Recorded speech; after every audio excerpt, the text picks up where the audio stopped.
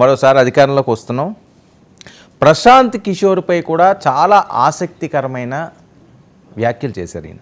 ప్రశాంత్ కిషోర్ని ఒక స్ట్రైట్గా చెప్పాలి అంటే అందరూ వాడుక భాషలో తీసి పడేసినట్టుగా మాట్లాడారు ఆయన. ప్రశాంత్ కిషోర్ వల్ల ఏం ఒరగదు, 150 సీట్లు వస్తాయని ప్రశాంత్ కిషోర్ ఏం అనుకోలేదు. అప్పుడు మేము సాధించాము, మమ్మల్ని చూసి ఎవరైనా ఓటేస్తారు కానీ ప్రశాంత్ కిషోర్ చెప్తే ఏం కాదు అన్నట్టు ఆయన మాట్లాడడం చాలా ఆసక్తికరమైన అంశం.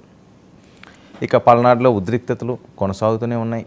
పోలింగ్ అయిపోయిన తర్వాత కూడా ఈ చర్యలు ఏంటి, రాజకీయ నాయకులు, ఇవన్నీ కూడా ఆంధ్రప్రదేశ్ రాజకీయాలు చర్చనీయాంశంగా ఉన్నాయి. మనతో పాటుగా తెలకపల్లి రావు గారు సిద్ధంగా ఉన్నారు. మరిన్ని విశ్లేషాత్మకమైన అంశాలను ఆయన అడిగి తెలుసుకుందాం. నమస్కారం రావు గారు. నమస్తే వర్మ. గెలుపుపై జగన్మోహన్ రెడ్డి గారు ధీమా, 22 ఎంపీ స్థానాలు కొడతారట. ప్రశాంత్ కిషోర్ గారి మీద కూడా ఆయన అసలు ప్రశాంత్ కిషోర్ ఏముంది అని మాట్లాడడంలో ఆంతర్యం ఏంటి? ఐపాక్ టీంతో ఆయన మీట్ అయ్యారు.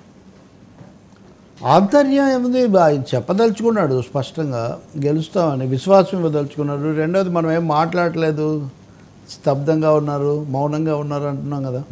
ఒకసారి ఆ మౌనాన్ని ఛేదించే కార్యక్రమం ఒకటి చేపట్టినట్టుగా ఉన్నారు ముఖ్యమంత్రి.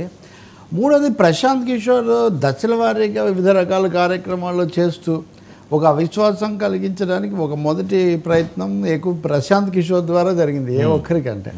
అది ఇండియన్ ఎక్స్ప్రెస్ దాంట్లో కావచ్చు, ఇంకో టీవీ ఇంటర్వ్యూలో కావచ్చు. రేపు పోలింగ్ జరుగుతుందంటే కూడా అవును, నిజంగా కనీసం గతంలో పనిచేసాము వీళ్ళతో అనే ఉన్నవాళ్ళు ఎవరైనా సరే ఎంత రాజకీయమైన సత్యం చెప్పాలనుకుంటే కూడా ఆ రోజు అయితే చెప్పరు. ఈవెన్ మామూలు వ్యాఖ్యాతలు కూడా కొంచెం మధ్యస్థంగా ఉండేవాళ్ళు ఎందుకు తర్వాత పోలింగ్ వర్క్ అని మానేసింది. ఆయన పని కట్టుకొని వచ్చి అంటే ఓడిపోతాడని చెప్పడం కాదు, ఓడించడానికి తన వంతు పాత్ర వహించాలని ఆయన గట్టిగా భావించినట్టు కనిపిస్తుంది. ఆ పని ఆయన చేయొచ్చు.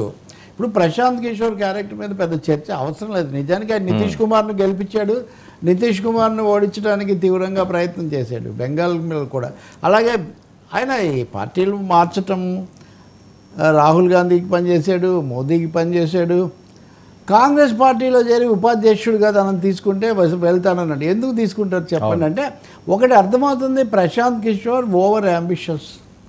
ఆయన ఒక పాత్ర నిర్వహించాడు, మార్కెట్ వ్యూహకర్త అనే ఒక స్లాట్ క్రియేట్ చేశాడు, కొన్ని విజయాలు సాధించాడు. కానీ అదే సమయంలో రాజకీయ విలువల కోణంలో చూసినప్పుడు మటుకు ఆయన తీవ్రమైనటువంటి అభ్యంతరకరమైన అనేక పనులు చేశాడు. జగన్ కోసం కాదు, దేశం కోణంలో చూస్తే అసలు ఒకే మనిషి వరుసగా బీజేపీకి కాంగ్రెస్కి పనిచేయడం ఏంటి. కాబట్టి ఇక్కడికి వచ్చేసరికి జగన్ ఆయన వచ్చి మళ్ళీ చంద్రబాబు దగ్గరికి వెళ్ళాడు.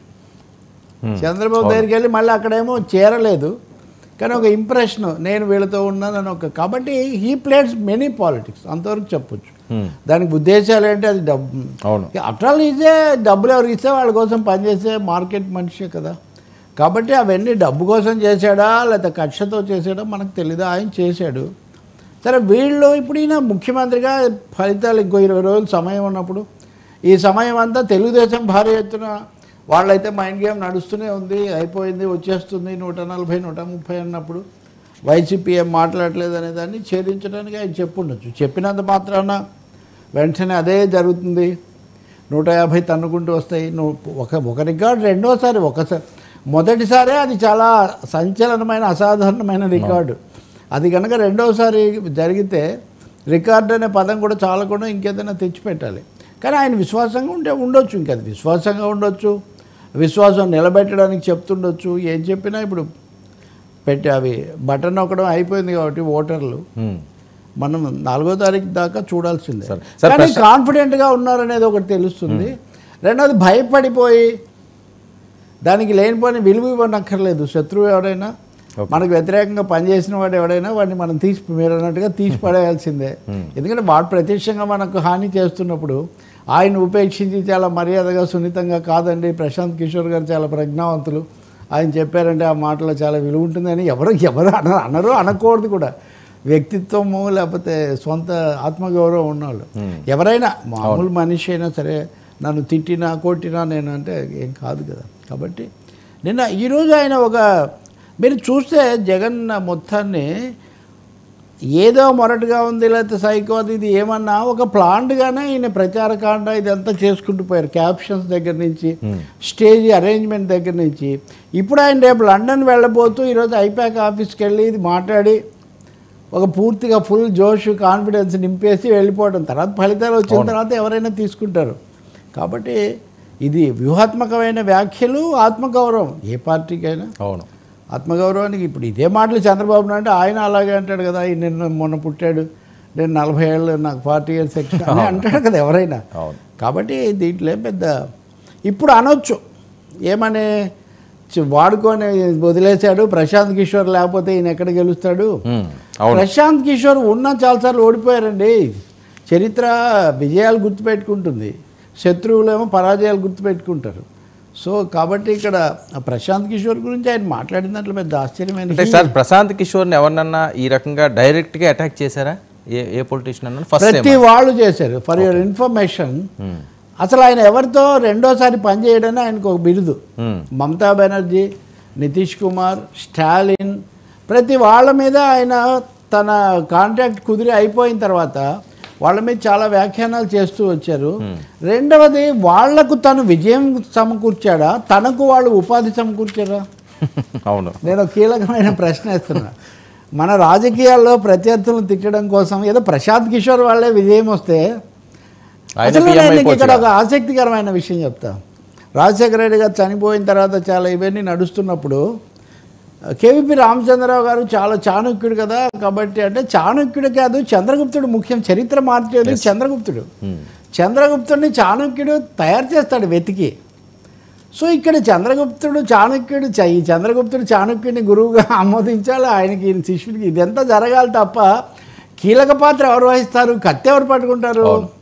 కాబట్టి ప్రశాంత్ కిషోర్ చాణక్యుడు కూడా కాదు, ఆయన ఒక డబ్బుల కోసము నిర్దిష్టమైన కాంట్రాక్ట్ మొత్తం ఇచ్చి వర్మ గారు ఇస్తే వర్మను కూడా ఆయన ఓ పెద్ద ఐకానిక్గా ప్రొజెక్ట్ చేయడం, ఆయన చెప్తే గెలుస్తారు అనుకుంటే ఆయన ప్రధాని అయిపోతాడు. దాన్నే ఆయన చెప్పాడు. ప్రశాంత్ కిషోర్ వల్ల నేను గెలవలేదు, ఒక మనిషి ఉంటే ఇప్పుడు కాదండి, రాజమౌళి గారు బాహుబలి హీరోగా నటించగలుగుతాడా? అవును, ప్రభాస్ నటిస్తాడు. అవును, అలా అని డైరెక్టర్స్ కొంతమంది ఎస్వి కృష్ణారెడ్డి, కోడి రామకృష్ణ, ఇంకా దాసరి కొంత జయప్రదం అయ్యాడు, పెద్ద హీరో కాదు, క్యారెక్టర్ యాక్టర్. వీళ్ళందరూ హీరోలుగా నటించి దెబ్బతిన్న పెద్ద దర్శకులు చాలామంది ఉన్నారండి. Because they are not made for that. ఈ తేడా ప్రశాంత్ కిషోర్ కూడా తెలుసుకోవాలి. ఇప్పుడు అలాగే మనకు టెన్నిస్ ఇవి వచ్చిన క్రీడల్లో కూడా కోచ్ చేస్తారు, కోచ్ ఉంటాడు, అక్కడ ప్లేయర్ కూడా ఉంటారు. So here the player is, fighter is అభిమన్యుడు కాదు అర్జునుడు అన్నట్టుగా జగన్ ఇక్కడ పాత్ర అదే ఆయన చెప్పదలుచుకున్నట్టున్నాడు. మూడవది, 2 మీడియాలు ఉన్నాయి కాబట్టి ఒక మీడియాలో నన్ను ఎప్పుడు విలన్ గానో ఇంకోటి గానో చూపిస్తుంటే నేను ఎందుకు తగ్గాలని ఒక మాట చెప్పాడు. అంతేనండి. ఐఏఎస్ ఆఫీసర్ కోచింగ్ ఇచ్చే వాళ్ళందరూ కూడా ఐఏఎస్లు అవ్వలేదు, ఎక్కువ సార్లు రాసి ఫెయిల్ అయిన వాళ్ళు పెడుతుంది. నాకు తెలుసు చాలా మంది, ఇప్పుడు ఐఏఎస్లు నడిపే వాళ్ళు నాకు చాలా మంది తెలుసు. అలాగే విశాఖపట్నంలో సత్యమూర్తి గారు ఉన్నారు, పవన్ కళ్యాణ్, రామ్ చరణ్, అందరూ సత్యానంద్. మరి ఆయన ఏమో వచ్చి అవ్వడు కదా. కాబట్టి ఇప్పుడు ఇక్కడ మీరు అడిగితేనే మాట్లాడాల్సిందే కానీ నేనే చేయను, అంటే మాట వరుసకు చెప్తున్నా. సార్ దేనికంటారు సార్? ఒక సందర్భం కాదు కానీ ఇప్పుడు ఐఏఎస్ కోచింగ్ ఇచ్చేవాళ్ళు ఐఏఎస్ లవర్ ఏంటి? అసలు చాలా తక్కువ మంది ఉంటుండే కదా, ఏంటది? అంటే ఒక శాస్త్రం వేరు, శస్త్రం వేరు, కత్తి వేరు, కత్తి విద్య వేరు. విద్య అనేది దేనికైనా ఒకటే, ఏ పని చేయాలన్నా దానికి సంబంధించిన నైపుణ్యము, విద్య, పద్ధతి ఇవన్నీ ఒకటి ఉంటాయి. కానీ దాన్ని ఉపయోగించే ప్రతిభ, శక్తి సామర్థ్యాలు, ఆ ఒడుపు అవి వేరు. ప్రతి గురువు ఇప్పుడు ఆ ద్రోణాచార్యుడు వీళ్ళందరినీ తయారు చేశాడు, కానీ ఆయనేమి కురు సామ్రాజ్యాన్ని స్థాపించలేదు కదా. అందుకనే ఇక్కడ ఇది కూడా అటువంటిదే. ఈయన అది కూడా గురువు కూడా కాదు ఈయన. అసలు ఎవరిస్తారు? ప్రశాంత్ కిషోర్కు సిలబస్ ఇచ్చేది ఎవరు? ఓ నితీష్ కుమార్ ఇస్తాడు, ఒక మోదీ ఇస్తాడు, ఒక జగన్ ఇస్తాడు. ఎవరు ఆయన ఎంప్లాయ్ చేసుకుంటారో, బాబు ఇదిగో నీకు ఇవి 150 కోట్లు ఇస్తాము, నువ్వు మాకు పలానా పనులు చేసి పెట్టాలి, దానికి కావాల్సిన మనుషులను పెట్టుకోండి అంటారు. కానీ ఇక్కడ అయిపోయాక ఆంధ్రప్రదేశ్ విషయంలో అది కూడా చెప్పాడు ఆయన. ఈ 5 ఏళ్లలో వాళ్ళ సలహాలతో మేము చాలా పనులు చేసామని కూడా ఒకటి చెప్పాడు. జగన్ చేసింది ఏంటంటే వాళ్ళని వదిలించుకోకుండా, అంటే అవగానే పంపించేయకుండా వాళ్ళని అలాగే అట్టి పెట్టుకొని తన ప్రభుత్వము, తన పని, ఒక కోఆర్డినేషన్కి ఒక టీం లాగా. ఒక ముక్కలో చెప్పాలంటే తెర వెనుక అయిపోయాకు, తెర ముందు వాలంటీర్లు జగన్ యొక్క రాజకీయ మనుగడకు చాలా కీలక పాత్ర వహించారు. నిజానికి ఆ పార్టీలో చాలామంది నాయకులకు ఇది కూడా మా యంత్రాంగాలు మేము ఎప్పటి నుంచో ఉంటే మమ్మల్ని వదిలేసి మీరు పూర్తిగా వాళ్ళ సలహాలు వీళ్ళు చెప్పేవి తీసుకుంటారని. ఇప్పుడు ఆయన ఎవరిని అంతగా చేయని మనిషి ఒక కార్యాలయం దగ్గరికి వెళ్ళి వాళ్ళని కలిసి మాట్లాడి అభినందించారంటే అవును, ఐపాక్కి ఎంత ఇంపార్టెన్స్ ఇస్తున్నాడు. ఒక విధంగా ఇది ప్రశాంత్ కిషోర్ కూడా ఇచ్చినట్టే. మనిషిగా ఆయనకు వాళ్ళకు చెడిపోతే అది ఈయన చేయగలిగింది కాదు కదా. టీం అయితే ఇదే. టీంని అయితే ఆయన కాపాడుకోలేకపోవడం, ఆయన టీం ఆయన వదిలేసింది. అవును, ఏదో సామెత చెప్తుంటారు, లోకాన్ని వదిలేసిన వాడు సన్యాసి, లోకం వదిలేసిన వాడు సన్యాసి అని. సో అట్లాగే ఇక్కడ ప్రశాంత్ కిషోర్ను టీం వదిలేసిందా, టీం ప్రశాంత్ కిషోర్ వదిలేసాడా తెలియదు. సరే జూన్